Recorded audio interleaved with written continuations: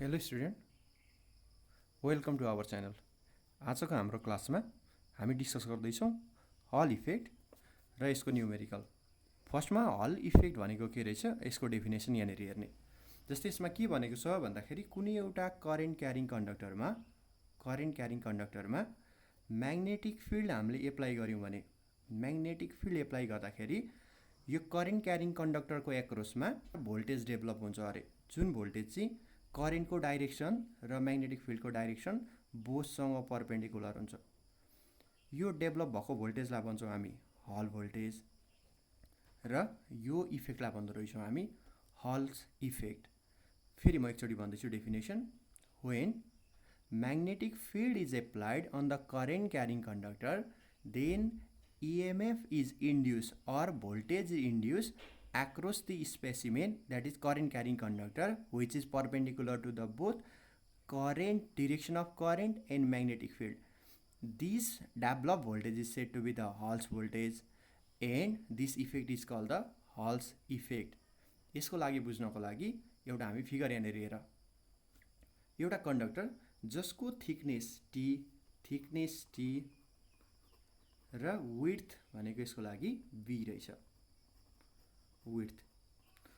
अब यसमा current pass भइरहेको छ यसको थ्रुबाट। अब हामीलाई थाहा छ करेन्टको डिरेक्सनलाई हामीले राइट ह्यान्ड साइडमा सपोज गऱ्यौँ भने यो कन्डक्टरभित्र इलेक्ट्रोन्सहरू ड्रिफ्ट भेलोसिटी VDले अपोजिट डाइरेक्सनतिर मुभ गर्छ। सपोज हामीले एप्लाई गरेको म्याग्नेटिक फिल्ड करेन्टसँग परपेन्डिकुलरली र म्याक्सिमम फ्लक्स पास हुने गरी यो स्पेसिमेनबाट म्याक्सिमम फ्लक्स पास हुने गरी अपवार्ड डाइरेक्सनमा एप्लाई गरेको रहेछ, जसको स्ट्रेन्थ चाहिँ हामीले B सपोज गऱ्यौँ। यो कन्डिसनमा अब हल्स भोल्टेज कसरी डेभलप हुन्छ भनेर बुझ्नको लागि फर्स्टमा हामीले लरेन्ज फोर्स बुझ्नुपर्छ। लरेन्ज फोर्सको डेफिनेसनमा कुनै म्याग्नेटिक फिल्डभित्र चार्ज पार्टिकललाई मुभ गरायौँ भने चार्ज पार्टिकललाई V भेलोसिटीले मुभ गरायौँ भने यसमा फोर्स जेनेरेट हुन्छ, जुन फोर्स चाहिँ भेलोसिटी र म्याग्नेटिक फिल्ड दुइटैसँग परपेन्डिकुलर लाग्छ। र यो फोर्सको डाइरेक्सन निकाल्नको लागि हामीले Fleming's right hand rule use गर्न सक्छौँ। एउटा charge particle q charge particle V भेलोसिटीले मुभ गरिरहेको छ कुनै एउटा डाइरेक्सनमा। यसमा हामीले यसमा म्याग्नेटिक फिल्ड एप्लाई गऱ्यौँ सपोज र एप्लाइड म्याग्नेटिक फिल्डको डिरेक्सन यता छ। अब फोर्स लरेन्ज फोर्स निकाल्ने formula F equal to BQV sin theta, और भेक्टर फर्ममा यसलाई हामीले लेख्न सक्छौँ F equal to Q times B cross B, that is cross product of velocity and the magnetic फिल्डले दिँदो रहेछ फोर्सको डाइरेक्सन। त्यसो भए हामीले यसलाई फ्लेमिङ्स राइट ह्यान्ड रुल भन्दा इजिली अब हामीले स्क्रु रुलबाट हेऱ्यौँ भने जहिले भेलोसिटीले म्याग्नेटिक फिल्डलाई क्रस गर्दैछौँ भनेको भेलोसिटीले बीलाई फलो गर्दैछ भने अब स्क्रु जस्तो सपोज गरेर भेलोसिटीले बीलाई क्रस गर्नु एन्टी क्लकवाइज हो। एन्टी क्लकवाइजमा जहिले पनि स्क्रु घुम्दाखेरि हामीले स्क्रु घुमायो भने अपवार्डतिर आउँछ। त्यसो भए म्याग्नेटिक फिल्डको डाइरेक्सन यो डाइरेक्सनमा लाग्यो, फोर्स यो डाइरेक्सनमा लाग्छ भने यो चार्ज पार्टिकल कस्तो हुनु पर्यो भन्दाखेरि पोजिटिभ चार्ज पार्टिकलमा लाग्ने फोर्स भनेको अपवार्डतिर। तर हामी अहिले इलेक्ट्रोनको केसमा लिँदैछौँ। इलेक्ट्रोनको केसमा अब यसलाई हामीले बनाउनु पर्यो भने के गर्न सक्छौँ भन्दाखेरि यही रुल इलेक्ट्रोनको केसमा म्याग्नेटिक फिल्डमा इलेक्ट्रोनले कुन डिरेक्सनमा फोर्स एक्सपिरियन्स गर्छ भन्दाखेरि बुझ्नको लागि भेलोसिटी यता छ, भेलोसिटीको डाइरेक्सन इलेक्ट्रोनको डाइरेक्सन यतातिर VD भेलोसिटीले मुभ गरिरहेको छ, म्याग्नेटिक फिल्ड हामीले अपवार्डतिर एप्लाई गरेको छौँ। त्यसो भए अब इलेक्ट्रोनले एक्सपिरियन्स गर्ने लरेन्ज फोर्सको डाइरेक्सन फाइन्ड गर्नको लागि हामी के गर्न सक्छौँ, अब स्क्रु रुल एप्लाई गर्ने। यहाँ B क्रस B ले दिन्छ लरेन्ज फोर्सको डाइरेक्सन B क्रस B। यहाँनिर हेर हामी क्लकवाइज डिरेक्सनमा घुमाउँदैछौँ भने स्क्रु भनेको इनवार्डतिर जान्छ। जहिले पनि इन प्र्याक्टिस भेक्टरमा क्लकवाइज डिरेक्सनमा स्क्रु घुम्छ भने इनवार्डतिर, फोर्सको डिरेक्सन यतातिर लाग्दो रहेछ। B क्रस B गर्दाखेरि स्क्रु भित्रतिर गयो भनेको फोर्सको डिरेक्सन यता। तर यो डाइरेक्सन कतिखेर एप्लाई हुन्छ भन्दाखेरि जतिखेर चाहिँ यो डिरेक्सन यो भेलोसिटीको डिरेक्सन यो भेलोसिटी भनेको पोजिटिभ चार्जमा लाग्नु पर्यो। प्लस चार्जमा छ भने भेलोसिटीको डिरेक्सन यो डाइरेक्सनमा, म्याग्नेटिक फिल्ड यो डाइरेक्सनमा छ भने फोर्स भनेको इनवार्डतिर लाग्दो रहेछ। तर अहिले हामीले लिँदै गरेको इलेक्ट्रोन भनेको नेगेटिभ चार्ज, यसमा लाग्ने फोर्स भनेको अपोजिट डाइरेक्सनतिर एक्ट हुँदो रहेछ, यो डाइरेक्सनमा भनेको। अब यो केसमा चाहिँ इलेक्ट्रोनलाई लाग्ने फोर्सको डाइरेक्सन आउटवार्डतिर लाग्यो। इलेक्ट्रोन मुभ गरिरहेको छ भिडी भेलोसिटीले, म्याग्नेटिक फिल्ड एप्लाई गरेको छ भने यसमा लाग्ने लरेन्स फोर्सको डाइरेक्सन भनेको आउटवार्डतिर आउँदो रहेछ। यसको मिनिङ इलेक्ट्रोनले आउटवार्डतिर लरेन्स फोर्स एक्सपिरियन्स गर्छ, लरेन्स फोर्स। अब म यसको लागि चाहिँ म्याथमेटिकली प्रुभ गर्नको लागि अर्को पेपर लेख्दैछु, यहाँबाट हेर। अब Lorentz force acting on the electron, इलेक्ट्रोनमा लाग्ने लरेन्स फोर्स निकाल्नु पर्यो भने यसको भ्यालु हुन्छ F इक्वल टु BeV, किनभने चार्जको ठाउँमा BeV आउँछ, र angle between velocity and magnetic field theta. यहाँबाट भेलोसिटी र म्याग्नेटिक फिल्ड भनेको हामीले परपेन्डिकुलर एप्लाई गरेको छौँ। म्याग्नेटिक फिल्ड अपवार्डतिर, भेलोसिटी भनेको लेफ्ट साइडतिर गइरहेको छ भने एङ्गल थीटाको भ्यालु त यहाँनिर 90 डिग्री छ, परपेन्डिकुलर रहेछ, दुईटालाई एप्लाई गरेको। त्यसो भए यहाँबाट Lorentz force FL which is equal to BeV हुँदो रहेछ। यसलाई मैले इक्वेसन नम्बर 1 एप्लाई गरेँ। डाइरेक्सन हामी फिगरबाट देखाउन सक्छौँ। यहाँनिर आउटवार्डतिर, अगाडिको फेसतिर यो फोर्स लाग्दो रहेछ। यसको मिनिङ अब इलेक्ट्रोन्स कन्डक्टरमा मुभ गरिरहेको छ भने लरेन्स फोर्सले गर्दाखेरि अब इलेक्ट्रोन भनेको अगाडिको फेसतिर आउन थाल्यो, यो फेसमा इलेक्ट्रोन यतातिर आएर एकुमुलेट हुन थाल्यो, र equal number of positive nucleus चाहिँ यसले ब्याक साइडको फेसतिर छोडेर आउन थाल्यो। इलेक्ट्रोन कुनै डाइरेक्सनमा सिफ्ट हुँदैछ भने यसले अपोजिट चार्ज भनेको त यसले यहाँनिर लिभ गरेर आउनु पर्दो रहेछ। त्यसो भए अब एनदर साइडमा पोजिटिभ चार्ज एकुमुलेट हुन थाल्यो, and due to the separation of the charge, positive charge and the negative charge on the two edges of the conductor, now voltage is developed. This voltage which is developed across the width of the conductor, this voltage is called Hall voltage VH. Hall voltage VH. र कुनै पनि पोइन्टमा, कुनै पनि दुईटा फेसमा voltage develop भएको छ र यसको सर्टेन ग्याप छ भने यो हल्स भोल्टेजले गर्दाखेरि यो कन्डक्टरमा प्रोड्युस हुने इलेक्ट्रिक फिल्ड निकाल्नु पर्यो भने हामीलाई थाहा छ electric field developed across the width of the conductor,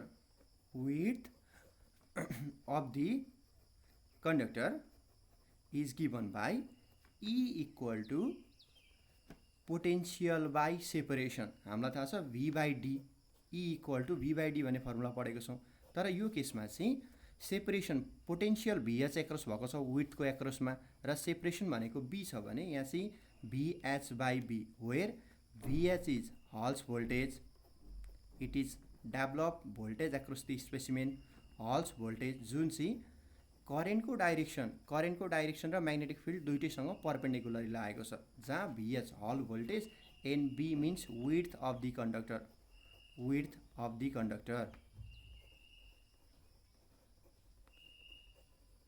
अब इलेक्ट्रिक फिल्डले गर्दाखेरि यहाँनिर डेभलप भएको इलेक्ट्रिक फिल्ड जुन चाहिँ विड्थको एकोडेन्समा लागेको छ, इलेक्ट्रिक फिल्डले गर्दाखेरि पनि चार्ज पार्टिकललाई फोर्स लाग्छ। हामीलाई थाहा छ force on the charge particle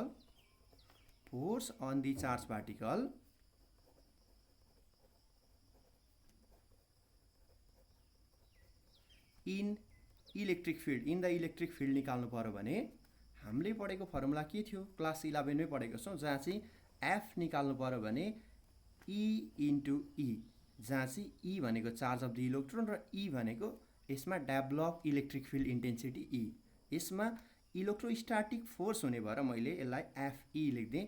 यसलाई अब हामीले बुझ्नको लागि यसमा के भन्ने भन्दाखेरि अब यहाँनिर हेर, यो इलेक्ट्रोन जुन इलेक्ट्रोनलाई चाहिँ यो फिगरबाट बुझ्न सक्छौँ हामी इजिली, केयरफुली हेरेर यसलाई बुझ्न सजिलो छ।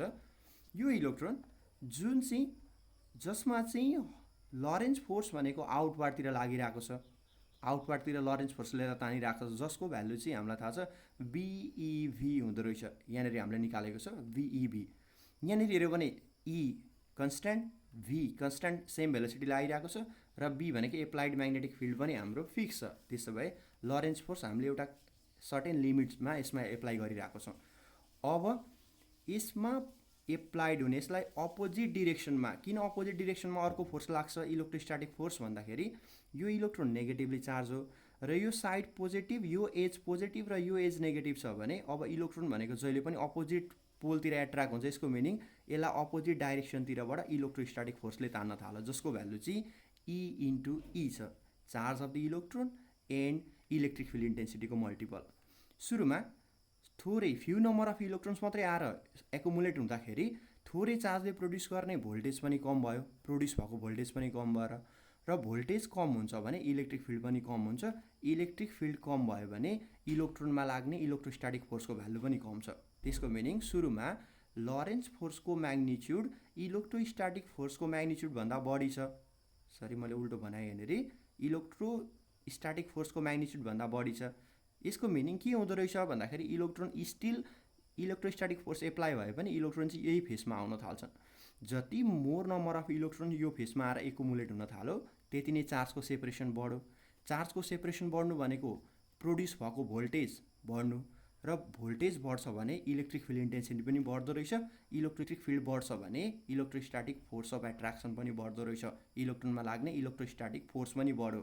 यसको मिनिङ अब हाम्रो एफईको भ्यालु चाहिँ टाइम टु टाइम बढ्दै जाँदो रहेछ। जति धेरै चार्ज सेपरेसन हुन थाले त्यति नै इलेक्ट्रिक फिल्ड बढ्दै गयो, फोर्स बढ्दै जाँदो रहेछ। अब एउटा कन्डिसन एचिभ हुन्छ जहाँ चाहिँ लरेन्ज फोर्स कन्स्ट्यान्ट छ र एफईको भ्यालु कन्टिन्युअस बढिरहेको छ भने एउटा सर्टेन लिमिटमा पुगेपछि जतिखेर वेन एफईले चाहिँ एफएलको भ्यालुसँग इक्वल बनाउँछ, जतिखेर चाहिँ लरेन्ज फोर्सको कन्स्ट्यान्ट भ्यालुलाई इलेक्ट्रोस्ट्याटिकको ग्रेजुअली बढ्ने भ्यालुले एउटा म्याच गर्छ। यसको मिनिङ अब इलेक्ट्रोनलाई यहाँनिर हेर्नु पर्यो भने अगाडिबाट तान्ने फोर्स र पछाडिबाट तान्ने फोर्स E इन्टु E को भ्यालु इक्वल भएपछि अब इलेक्ट्रोन त यता पनि सिफ्ट हुन सक्दैन, यता पनि हुँदैन, ब्यालेन्स फोर्स भएपछि अब इलेक्ट्रोन चाहिँ विदाउट डिफ्लेक्सन स्ट्रेट पाथमा फेरि मुभ गर्न थाल्यो। म्याग्नेटिक फिल्ड एप्लाई गर्नुभन्दा अगाडि पनि इलेक्ट्रोन कन्टिन्युअसली स्ट्रेट कन्डक्टरमा मुभ गर्दै थियो र म्याग्नेटिक फिल्ड एप्लाई गरेपछि भेरी सर्ट टाइमको लागि चार्ज सेपरेसन भयो। भेरी सर्ट टाइमको लागि लरेन्ज फोर्सले गर्दाखेरि इलेक्ट्रोन एउटा साइडमा र equal number of positive charge another एजमा गएर एकुमुलेट भएपछि जुन भोल्टेज डेभलप भयो यसलाई भन्थ्यौँ हामी हल भोल्टेज। र हल भोल्टेजले क्रिएट गर्ने इलेक्ट्रिक फिल्ड इन्टेन्सिटीले गर्दाखेरि इलेक्ट्रोनमा अपोजिट डाइरेक्सनमा फोर्स लाग्दो रहेछ र जसको भ्यालु चाहिँ E इन्टु E हुन्छ। र जतिखेर चाहिँ अब एफईको भ्यालुले एफएलसँग इक्वल बनाउँछ, यसको मिनिङ इलेक्ट्रोन विदाउट डिफ्लेक्सन जान सक्दो रहेछ। नो डिफ्लेक्सन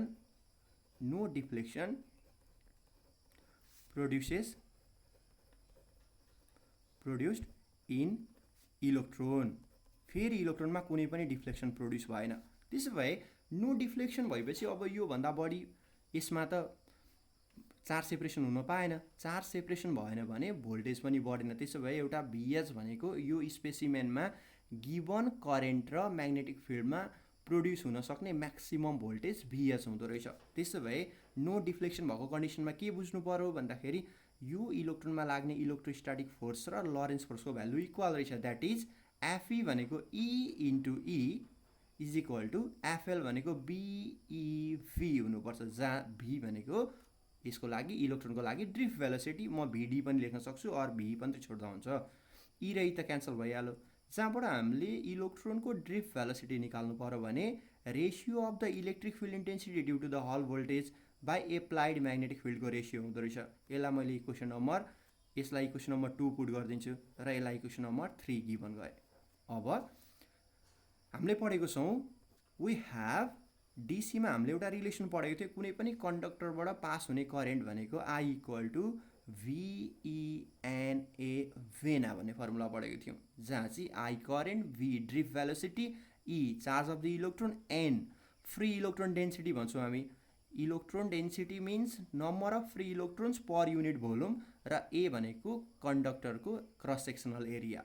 यो भ्यालुलाई हामीले इक्वेसन नम्बर यो भ्यालुबाट फर्स्टमा हामी V को भ्यालु निकाल्छौँ, जुन VD भने ड्रिफ्ट भेलोसिटी भन्दैछौँ। यसको भ्यालु I/ENA आउँदो रहेछ। I/ENA यसलाई इक्वेसन नम्बर 4 दिने र यो भ्यालुलाई हामीले अब इक्वेसन नम्बर 3 मा सब्स्टिट्युट गर्यो भने हाम्रो रिक्वायर्ड रिलेसन आउँछ, जुन चाहिँ न्युमेरिकलमा एप्लिकेबल हुन्छ। Therefore, from equation number 3 and 4, substituting values of equation 4, value of equation 4 in equation number 3. From equation number 3 and 4 लेख्दै मैले यहाँनेरि के लेख्न सक्छौँ भन्दाखेरि VD को ठाउँमा I by E and A लेख्न सक्दो रहेछौँ, which is equal to E by V. or cross multiple गर्ने BI equal to E and A into E. यो E भनेको हल भोल्टेजले गर्दाखेरि क्रिएट हुने इलेक्ट्रिक फिल्ड इन्टेन्सिटी, जसको भ्यालुलाई मैले हल भोल्टेजले रिप्लेस गर्नु पर्यो भने E को ठाउँमा हामी लेख्न सक्छौँ यो माथिको इक्वेसनबाट हेर, यसको value VH by B and further हामीले BI equal to E and into A cross section area, यो कन्डक्टरको क्रस सेक्सन एरिया हेऱ्यौँ भने breadth into that is width into thickness that is B into T लेख्न पाउँदो रहेछौँ। त्यसो भए A equal to B into T times VH by V। B र B क्यान्सल हुन्छ। यहाँबाट हामीलाई धेरै जस्तो क्वेसनमा N नै निकाल्न आउँछ। त्यसो भए यहाँ BI by B Hall voltage VH आयो इन्टु E इन्टु T गर्यो भने यसले दिँदो रहेछ हामीलाई N, that is free electron density निकाल्न न्युमेरिकलमा सोधेको छ भने हामी फर्मुलामा BI by VET भन्दो रहेछौँ। पढ्नको लागि चाहिँ कसरी सजिलो हुन्छ भन्दाखेरि अब धेरै तरिकाले हामी यसलाई मेमोराइज गर्न सक्छौँ। म चाहिँ मेरो पालोमा पढ्दाखेरि म बेलुका वेट भन्थेँ। BI मिन्स बेलुका वेट इलेक्ट्रोन डेन्सिटी निकाल्नु पर्यो भने बेलुका वेट सजिलो हुन्छ।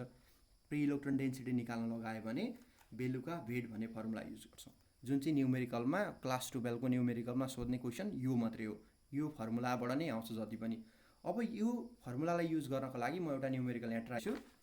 यसमा हेर त, यो 2070 सेट डी मा आएको क्वेसन, जहाँ चाहिँ दिएको छ एउटा कप्परको एउटा स्ल्याब रहेछ जसको थिकनेस 2 mm दिएको छ। थिकनेस 2 mm जसको भ्यालु चाहिँ 2 × 10⁻³ मिटर कन्भर्सन गर्नुपर्छ।